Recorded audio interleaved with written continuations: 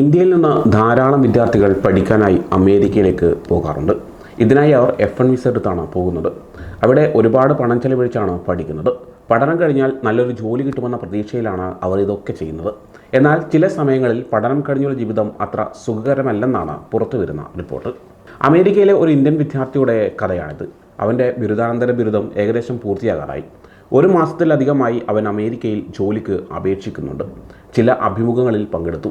എന്നാൽ അവന് H1B വിസയുടെ സഹായം വേണമെന്ന് കമ്പനികൾ അറിഞ്ഞപ്പോൾ അവരൊന്നും പിന്നീട് അവനുമായി സംസാരിച്ചില്ല. വിദേശ വിദ്യാർത്ഥികൾക്ക് വിസ കിട്ടാൻ സഹായിക്കുക എന്നത് കമ്പനികൾക്ക് ചിലവേറിയതും ഉറപ്പില്ലാത്തതുമായ ഒരു കാര്യമാണ്. അതുകൊണ്ട് പല കമ്പനികളും ഇതിന് തയ്യാറായില്ല. അതേസമയം ഈ വിദ്യാർത്ഥിക്ക് ഇന്ത്യയിൽ നല്ലൊരു ജോലി ലഭിക്കാനുണ്ട്. അവിടെ ഏകദേശം 30 ലക്ഷം രൂപ വാർഷിക ശമ്പളവും കിട്ടും. പഠിച്ചിറങ്ങിയ ഒരാൾക്ക് ഇത് വലിയൊരു ഓഫറാണ്. ഇപ്പോൾ ആ വിദ്യാർത്ഥി വലിയ ഒരു ആശയക്കുഴപ്പത്തിലാണ്. അമേരിക്കയിൽ തുടർന്ന് ജോലിക്ക് ശ്രമിക്കണോ അതോ ഇന്ത്യയിലേക്ക് തിരികെ പോയി ഉറപ്പുള്ള ഒരു ജോലി സ്വീകരിക്കണോ എന്ന്. അവനെപ്പോലെ പല വിദ്യാർത്ഥികളും അമേരിക്കയിൽ ജോലി ചെയ്ത് ജീവിക്കണമെന്ന് സ്വപ്നം കണ്ടിട്ടുണ്ട്. നല്ലൊരു ജോലി ഉണ്ടായിട്ടും നാട്ടിലേക്ക് മടങ്ങുന്നത് ഒരു പരാജയമായി ചിലപ്പോൾ അവർക്ക് തോന്നിയേക്കാം. കാരണം അതവരുടെ അമേരിക്കൻ സ്വപ്നം ഉപേക്ഷിക്കുന്നതിന് തുല്യമാണ്. എന്നാൽ ഇപ്പോൾ ഇന്ത്യയിൽ ധാരാളം അവസരങ്ങളുണ്ട് എന്നാണ് വിദഗ്ധർ പറയുന്നത്. രാജ്യത്തിൻ്റെ സാമ്പത്തിക സ്ഥിതി മെച്ചപ്പെടുന്നു, ശമ്പളവും കൂടുന്നു. ഇന്ത്യയിൽ 30 ലക്ഷം രൂപ ശമ്പളം എന്നാൽ നല്ല വരുമാനവും സാമ്പത്തിക ഭദ്രതയും കുടുംബത്തിൻ്റെ പിന്തുണയും ഉണ്ടാകും. നമ്മുടെ രാജ്യം ശക്തി പ്രാപിച്ചു വരികയാണ്. അതുകൊണ്ട് വിദേശത്ത് പഠിക്കുന്ന ഇന്ത്യൻ വിദ്യാർത്ഥികൾക്ക് നാട്ടിലേക്ക് വരുന്നത് ഒരു പരാജയമായി കാണേണ്ടതില്ല. പലപ്പോഴും അത് ബുദ്ധിപരമായ തീരുമാനവുമാണ്. ഇന്ത്യയിലുള്ള അവസരങ്ങളെക്കുറിച്ച് നമ്മൾ അറിഞ്ഞിരിക്കണം. വിസയുടെ സഹായം ആവശ്യമുള്ള ജോലി കണ്ടെത്താൻ ബുദ്ധിമുട്ടുള്ള അമേരിക്കയിൽ നിൽക്കണോ അതോ നല്ലൊരു ജോലി കാത്തിരിക്കുന്ന ഇന്ത്യയിലേക്ക് മടങ്ങണോ എന്നറിയാതെ ഈ വിദ്യാർത്ഥി വിഷമിക്കുകയാണ്. ഇത് ഇന്ന് പല ഇന്ത്യൻ വിദ്യാർത്ഥികളുടെയും അവസ്ഥയാണ്. ഇങ്ങനെയുള്ള സാഹചര്യങ്ങളിൽ ഒരു ശരിയായ തീരുമാനമെടുക്കുക എന്നത് വളരെ പ്രയാസമുള്ള കാര്യമാണ്. ഓരോരുത്തരുടെയും സാഹചര്യങ്ങൾ വ്യത്യസ്തമായിരിക്കും. അതുകൊണ്ട് സ്വന്തം താല്പര്യങ്ങൾക്കും സാഹചര്യങ്ങൾക്കും അനുസരിച്ച് ഒരു തീരുമാനമെടുക്കുന്നതാണ് നല്ലത്. അമേരിക്കയിലെ കോളേജുകളിൽ നിന്ന് ഈ വർഷം പഠിച്ചിറങ്ങിയവർക്ക് നല്ല ജോലി കിട്ടാൻ വളരെ ബുദ്ധിമുട്ടാണെന്ന് തന്നെയാണ് പുറത്തുവരുന്ന റിപ്പോർട്ടുകൾ. US-ൽ തൊഴിലില്ലായ്മ കൂടിയിരിക്കുകയാണ്. ന്യൂയോർക്കിലെ ഫെഡറൽ റിസർവ് ബാങ്ക് പറയുന്നതനുസരിച്ച് 2025 മാർച്ചിൽ പുതിയതായി പഠിച്ചിറങ്ങിയവരുടെ തൊഴിലില്ലായ്മ നിരക്ക് 5.8% ഉയർന്നു. കഴിഞ്ഞ വർഷം ഇത് 4.6%. അതായത് കൂടുതൽ പേർക്ക് ജോലി കിട്ടാനില്ല. പഠിച്ച കോഴ്സിന് ചേർന്ന ജോലിയല്ല പലർക്കും കിട്ടുന്നത്. ഡിഗ്രിക്ക് ചേരാത്ത ജോലികൾ ചെയ്യുന്നവരുടെ എണ്ണവും കൂടിയിട്ടുണ്ട്. ഇത് 41.2% ഉയർന്നു. അമേരിക്കയിൽ പഠിക്കുന്ന വിദേശ വിദ്യാർത്ഥികളിൽ ഏറ്റവും കൂടുതൽ ഇന്ത്യയിൽ നിന്നുള്ളവരാണ്. അവർക്കാണെങ്കിൽ കാര്യങ്ങൾ കൂടുതൽ കുഴപ്പവുമാണ്. നിയമപരമായ പ്രശ്നങ്ങളും വിസ കിട്ടാനുള്ള ബുദ്ധിമുട്ടുകളും രാഷ്ട്രീയപരമായ കാര്യങ്ങളുമെല്ലാം അവരെ വിഷമിപ്പിക്കുന്നുണ്ട്. ഇതിൻ്റെ കൂടെ സാമ്പത്തിക പ്രശ്നങ്ങളുമുണ്ട്. അമേരിക്കയിൽ 3 ലക്ഷത്തിലധികം ഇന്ത്യൻ വിദ്യാർത്ഥികൾ പഠിക്കുന്നുണ്ട്.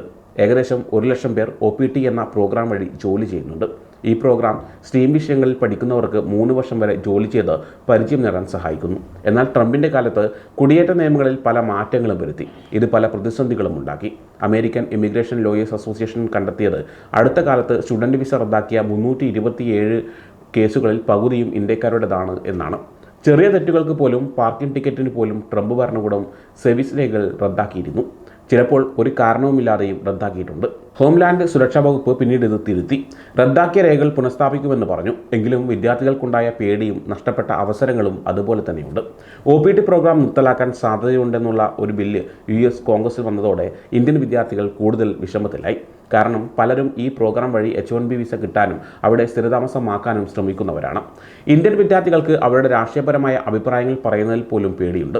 ഇസ്രായേൽ ഗാസയിൽ നടത്തുന്ന യുദ്ധത്തിനെതിരെ പ്രതിഷേധിച്ചതിന് കുറഞ്ഞത് 12ഓളം അന്താരാഷ്ട്ര വിദ്യാർത്ഥികളെ US immigration and customs enforcement തടങ്കലിൽ വെച്ചിട്ടുണ്ട്.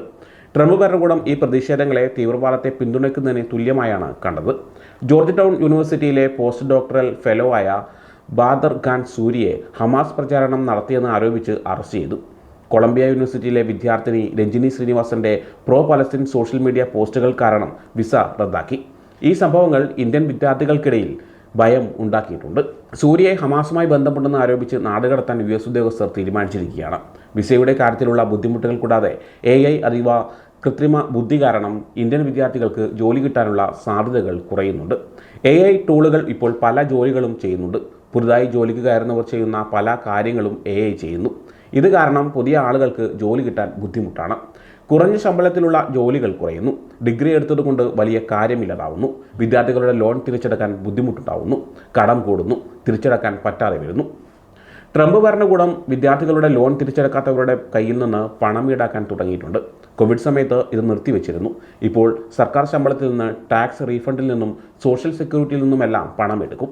ട്രാൻസ് യൂണിയൻ റിപ്പോർട്ടനുസരിച്ച് 20.5% ആളുകൾക്ക് 90 ദിവസത്തിൽ കൂടുതൽ ലോൺ തിരിച്ചടക്കാൻ വൈകുന്നു. ഇത് 5 വർഷം മുൻപുള്ളതിൻ്റെ ഇരട്ടിയാണ്. ഏപ്രിലിൽ 1,77,000 പുതിയ ആളുകൾക്ക് ജോലി കിട്ടിയെങ്കിലും ശമ്പളം കൂടുന്നില്ല. രാഷ്ട്രീയപരമായ പ്രശ്നങ്ങളും കച്ചവട നയങ്ങളിലെ മാറ്റങ്ങളും കാരണം ഇത് ഇനിയും മോശമാകാൻ സാധ്യതയുണ്ടെന്ന് വിദഗ്ധർ പറയുന്നു.